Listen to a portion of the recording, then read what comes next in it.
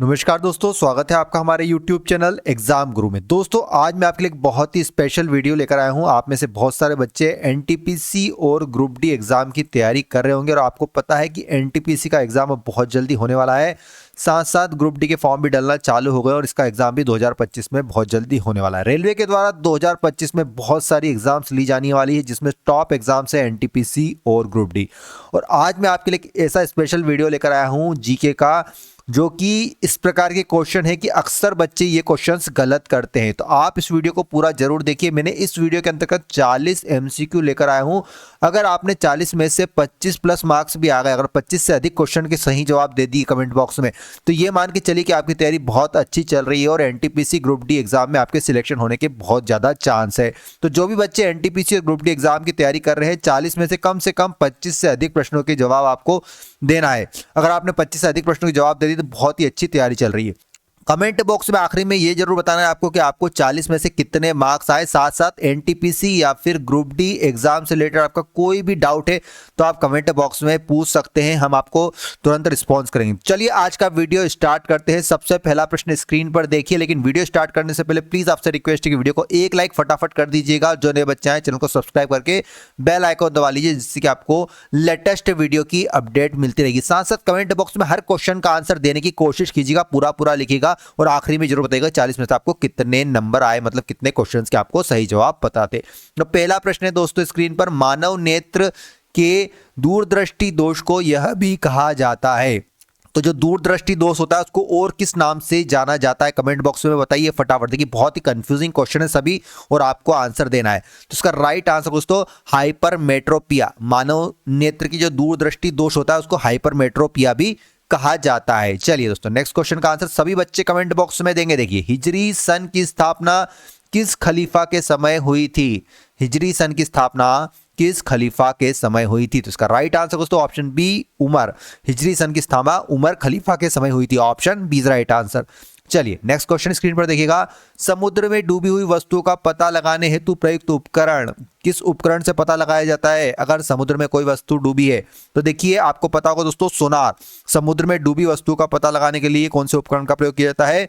सोनार नाम के उपकरण का प्रयोग किया जाता है। नेक्स्ट क्वेश्चन है दोस्तों, लाइकेन किसका सहजीवी संघ है? लाइकेन इनमें से किसका सहजीवी संघ है? तो इसका राइट आंसर होगा ऑप्शन बी शैवाल और कवक का। लाइकेन शैवाल और कवक से बनता है। लाइकेन पर्यावरण प्रदूषण का संकेतक है। चलिए नेक्स्ट क्वेश्चन देखिए दोस्तों, ध्वनि तरंगे है। ध्वनि तरंगे किस प्रकार की होती है?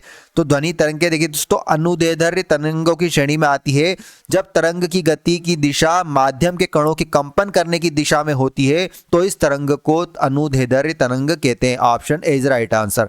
नेक्स्ट क्वेश्चन स्क्रीन पर देखिएगा दोस्तों, नाना साहेब ने 1857 के विद्रोह का नेतृत्व किस स्थान से किया था? तो किस स्थान से किया था? ऑप्शन सी राइट आंसर दोस्तों कानपुर। नाना साहब का जन्म कब हुआ था? तो नाना साहब का जन्म हुआ दोस्तों 1824 को बिठूर में हुआ था। वे मराठा पेशवा बाजीराव द्वितीय के दत्तक पुत्र थे। चलिए नेक्स्ट क्वेश्चन स्क्रीन पर देखिएगा दोस्तों, तुष्टीकरण की नीति के लिए कौन से दो देश उत्तरदायी है? तुष्टीकरण की नीति के लिए इनमें से कौन से दो देश जिम्मेदार है? तो इसका राइट आंसर दोस्तों ब्रिटेन और फ्रांस। तुष्टीकरण की नीति के लिए ब्रिटेन और फ्रांस को उत्तरदायी माना जाता है। चलिए अगला प्रश्न स्क्रीन पर देखिएगा, लीग ऑफ नेशंस की स्थापना कब हुई थी? फटाफट कमेंट बॉक्स में आंसर दीजिए। अगर आपको स्पीड लग रही है तो थोड़ा सा स्पीड कम कर लीजिएगा। वीडियो को पॉज करके हर क्वेश्चन का आंसर कमेंट बॉक्स में देना। मैं बार बार कह रहा हूं, नहीं तो याद भी नहीं रहेंगे और आपको पता नहीं पड़ेगा कि आखिरी में कितने नंबर आए। तो बताएंगे लीग ऑफ नेशंस की स्थापना कब हुई थी? इसका सही उत्तर होगा ऑप्शन सी 10 जनवरी 1920 में हुई थी। नेक्स्ट क्वेश्चन स्क्रीन पर देखिएगा दोस्तों, गुप्त वंश के राजाओं की राजधानी क्या थी? तो गुप्त वंश के राजाओं की राजधानी दोस्तों पाटलिपुत्र थी। पाटलिपुत्र गुप्त वंश के राजाओं की राजधानी थी। चंद्रगुप्त विक्रमादित्य ने उज्जैन को अपनी दूसरी राजधानी बनाया था। अगला प्रश्न है दोस्तों, अल्फ और ओनिक्स नदियां किस महाद्वीप में स्थित है? तो अल्फ और ओनिक्स नदियां दोस्तों option B right answer Antarctica में स्थित है। ओनिक्स नदी की लंबाई 32 किलोमीटर है दोस्तों। यह नदी राइट लोअर ग्लेशियर से वांडा झील तक प्रवाहित होती है। चलिए अगले प्रश्न की ओर चलते हैं। स्क्रीन पर देखिएगा दोस्तों, किस राजा ने पेशावर में बौद्ध मठ का निर्माण कराया था? किस राजा ने पेशावर में बौद्ध मठ का स्थापना किया था? तो ऑप्शन बी राइट आंसर दोस्तों कनिष्क। कनिष्क महायान मत का अनुयायी था और उसने पेशावर मतलब जो अभी पुरुषपुर है में एक मठ बनवाया था।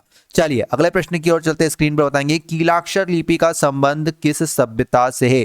तो कीलाक्षर लिपि का संबंध है दोस्तों मेसोपोटामिया सभ्यता से। Option D is right answer, Mesopotamia सभ्यता से। नेक्स्ट क्वेश्चन, निम्नलिखित में से किस तिथि को ज्वार सर्वाधिक शक्तिशाली होता है? देखिए ज्वार जो आता है वैसे अमावस्या को आता है, लेकिन कौन सी? तो जो 3 जनवरी की जो अमावस्या है उसको सबसे शक्तिशाली ज्वार आता है, और क्योंकि इस दिन सूर्य पृथ्वी से सर्वाधिक निकट होता है। ठीक है ना, option A is right answer. चलिए नेक्स्ट क्वेश्चन की ओर चलते हैं दोस्तों। स्क्रीन पर देखिएगा पोर्टलैंड सीमेंट के प्रमुख संगठनों में शामिल है। पोर्टलैंड सीमेंट के प्रमुख संगठनों में इनमें से क्या शामिल है? तो इसका राइट आंसर है ऑप्शन डी लाइम सिलिका और एल्यूमिना।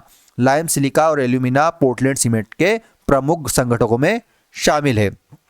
अगला प्रश्न स्क्रीन पर देखिएगा दोस्तों, निम्नलिखित में से किसने सबसे पहले पृथ्वी के चारों ओर की दूरी को नापा था? पृथ्वी के चारों ओर की दूरी को किसने नापा था? तो इसका राइट आंसर होगा यूक्लिड। यूक्लिड यूनानी गणितज्ञ थे, उन्हें ज्यामिति का पिता भी कहा जाता है। चलिए अगले प्रश्न की ओर चलते, स्क्रीन पर बताएंगे हिंदू महासभा का आयोजन सबसे पहले 1914 में पहली बार किस स्थान पर किया गया था? तो इसका राइट आंसर दोस्तों ऑप्शन ए हरिद्वार में। हिंदू महासभा की स्थापना 1915 में मदन मोहन मालवीय ने की थी।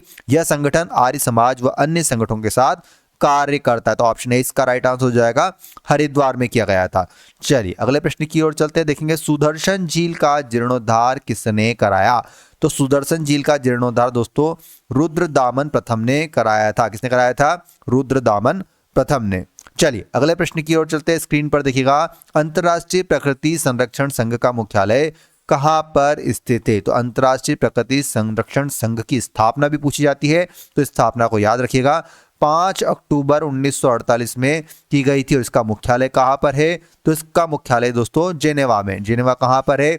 स्विट्जरलैंड में स्थित है। चलिए अगले प्रश्न की ओर चलते हैं। स्क्रीन पर देखिएगा दोस्तों निम्नलिखित में से किस नदी का ज्वार नदी मुख सबसे लंबा है? किस नदी का ज्वार नदी मुख सबसे लंबा है? तो इसका राइट आंसर है दोस्तों ऑप्शन बी ओम नदी। ओम नदी रूस के पश्चिमी साइबेरिया की प्रमुख नदी है। यह विश्व की 7वीं सबसे लंबी नदी। इसकी कुल लंबाई 3650 किलोमीटर है। चलिए अगला प्रश्न स्क्रीन पर बताएंगे दोस्तों, किस समाजवादी नेता ने जेल से भागकर भारत छोड़ो आंदोलन में हिस्सा लिया था? तो कौन थे वो समाजवादी नेता? Option A Ram Manohar Lohia. राम मनोहर लोहिया का जन्म कब हुआ था? तो 23 मार्च 1910 को अकबरपुर में हुआ था। वे स्वतंत्रता सेनानी और समाजवादी थे। चलिए दोस्तों अगले प्रश्न की ओर चलते हैं। स्क्रीन पर बताएंगे नेक्स्ट क्वेश्चन, भारत में शून्य आधारित बजट कब शुरू हुआ था? तो भारत में शून्य आधारित बजट की शुरुआत हुई थी दोस्तों ऑप्शन बी 1983 को। जगह शून्य आधारित बजट में शून्य को आधार माना जाता है और पिछले वर्ष के व्यय पर ध्यान नहीं दिया जाता, इसको शून्य आधारित बजट किया कहा जाता है। और यह 1983 से शुरू हुआ था। विश्व में अगर सबसे पहले अमेरिका में हुआ था ये 1962 में शुरू। ठीक है, चलिए अगले प्रश्न की ओर चलते हैं। स्क्रीन पर देखिएगा दोस्तों, आइंस्टाइन को नोबेल पुरस्कार पथ ब्रेकिंग अनुसंधान और किसके निगमन के लिए मिला है? तो जो आइंस्टाइन को नोबेल पुरस्कार दोस्तों फोटो इलेक्ट्रिक प्रभाव के नियम के लिए मिला है, और उन्हें 1921 का नोबेल पुरस्कार मिला था। ठीक है ना, option B is right answer. Next question screen पर देखिएगा दोस्तों, बॉयल नियम निम्नलिखित स्थिति में लागू होता है। बॉयल नियम निम्नलिखित स्थिति में लागू होता है तो नियत तापमान की। देखिए बॉयल के नियम नियत तापमान की स्थिति में लागू होते हैं। स्थिर ताप पर किसी गैस की नियत मात्रा का आयतन उसके दाब का व्यस्त क्रमानुपाती या फिर उल्टा अनुपात होता है। नेक्स्ट क्वेश्चन स्क्रीन पर देखिएगा, अधिधम्म में कथा वस्तु के बारे में किसने लिखा है? तो ऑप्शन सी राइट आंसर दोस्तों मोगलीपुत्र तिस्स ने। मोगलीपुत्र तिस्स बौद्ध धर्म के भिक्षु और विद्वान थे। यह वह अशोक के आध्यात्मिक गुरु थे और अशोक के पुत्र महेंद्र के आध्यात्मिक गुरु भी थे।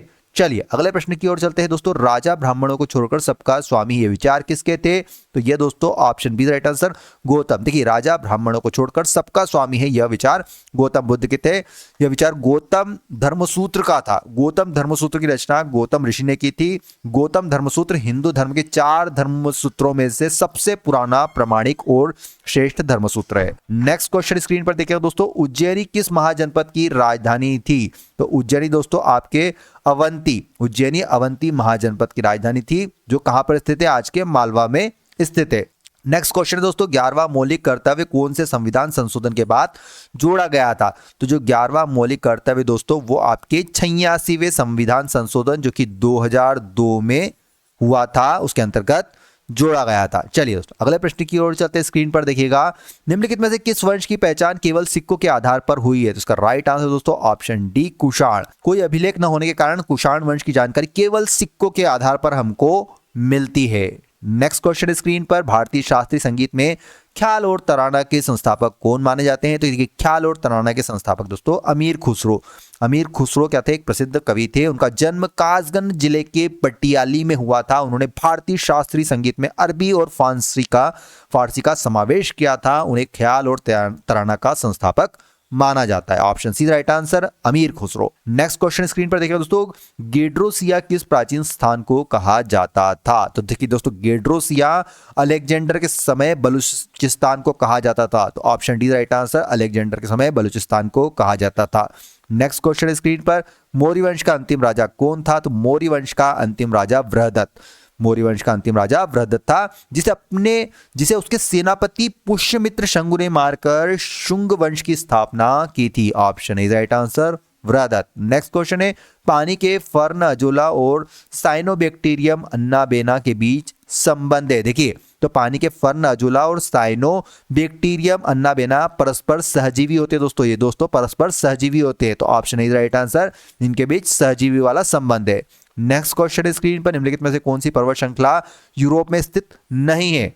तो देखिए दोस्तों अपेनिनी पर्वत श्रृंखला यूरोप में स्थित है।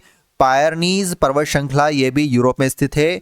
और आपका एल्पस पर्वत श्रृंखला ये भी यूरोप में स्थित है। ये कहां पर है? सियरा नेवादा पर्वत श्रृंखला। तो ये सियरा नेवादा अमेरिका के पश्चिमी क्षेत्र में स्थित है दोस्तों। ऑप्शन सी राइट आंसर, ये आपकी यूरोप में स्थित नहीं है। सियरा नेवादा पर्वत श्रृंखला कहां पर स्थित है? अमेरिका के पश्चिमी क्षेत्र में स्थित है। नेक्स्ट क्वेश्चन स्क्रीन पर देखिएगा दोस्तों, 1857 की क्रांति के दौरान भारत का गवर्नर जनरल कौन था? तो 1857 की क्रांति के दौरान भारत का गवर्नर जनरल लॉर्ड कैनिंग। देखिए लॉर्ड कैनिंग 28 फरवरी 1856 से 21 मार्च 1862 के बीच भारत के गवर्नर जनरल रहे। चलिए अगला प्रश्न स्क्रीन पर देखिएगा दोस्तों, पोर्टलैंड सीमेंट में विनिर्माण के लिए उपयोग में ली गई कच्ची सामग्री इनमें से कौन सी होती है? तो इसका सही उत्तर है एल्यूमिनियम, मिट्टी व जिप्सम। पोर्टलैंड सीमेंट के विनिर्माण के लिए उपयोग में ली गई कच्ची सामग्री है एल्यूमिना, मिट्टी और जिप्सम होती है। अगला प्रश्न है स्क्रीन पर, आर्कटिक सागर में स्थित बेरेंटस सागर को लेकर किन दो देशों में विवाद है? तो किन दो देशों के बीच विवाद चल रहा है आर्कटिक सागर में स्थित जो बेरेंटस सागर है उसको लेकर? तो दोस्तों रूस और नॉर्वे के बीच। बेरेंटस सागर रूस और नॉर्वे के पूर्वी तट से दूर स्थित है। यह 14 लाख वर्ग किलोमीटर क्षेत्रफल में फैला हुआ है। यह एक सीमांत सागर है। चलिए अगला प्रश्न स्क्रीन पर देखिएगा दोस्तों, नटराज की कांस्य मूर्ति किस वंश से संबंधित है? जो नटराज की कांस्य मूर्ति दोस्तों वो चोल वंश से संबंधित है। Option A right answer, Chola वंश से संबंधित है। नटराज का अर्थ है तांडव नृत्य की मुद्रा में शिव। चलिए अगला प्रश्न स्क्रीन पर है दोस्तों, तटीय वन निम्नलिखित में से कितना उत्तम साधन है? तटीय वन निम्नलिखित में से किसका उत्तम साधन है दोस्तों? तो यहाँ पर ईंधन की लकड़ी मिलती है। देखिए समुद्र तट के समीप के क्षेत्रों को लिटोरल भी क्षेत्र भी कहा जाता है। एक नाम और है इसका, लिटोरल क्षेत्र भी कहा जाता है। अगला प्रश्न स्क्रीन पर देखिएगा, निम्नलिखित में से कौन गुरु नानक का उत्तराधिकारी था? तो गुरु नानक का उत्तराधिकारी दोस्तों ऑप्शन ए गुरु अंगद। गुरु अंगद सिख धर्म के दूसरे गुरु थे। 1539 में गुरु नानक की मृत्यु के बाद उन्होंने ही कार्यभार संभाला था। चलिए अगला प्रश्न स्क्रीन पर देखिएगा, डॉक्टर अंबेडकर संविधान सभा में कहां से चुने गए थे? तो इस क्वेश्चन का आंसर आपको कमेंट बॉक्स में देना है। इस क्वेश्चन का आंसर सही आंसर क्या होगा, साथ साथ आपको बताना है कि 40 में से आपने कितने प्रश्नों के सही जवाब दिए। और अगर आपका एनटीपीसी या फिर ग्रुप डी एग्जाम से रिलेटेड कोई भी डाउट है तो कमेंट बॉक्स में जरूर पूछेगा। और वीडियो पसंद आए तो प्लीज वीडियो को एक लाइक कीजिए और शेयर कर दीजिए वीडियो को। और जो नए बच्चे हैं सब्सक्राइब करके बेल आइकन दबा लेना, जिससे कि लेटेस्ट वीडियो की अपडेट मिलती रहेगी। जरूर बताइएगा कि 40 में से आपको कितने प्रश्नों के जवाब पता थे, कितने क्वेश्चंस आपके सही हुए। और इस क्वेश्चन का आंसर आपको कमेंट बॉक्स में देखना है। वीडियो देखने के लिए बहुत बहुत धन्यवाद। जय हिंद, जय भारत, वंदे मातरम।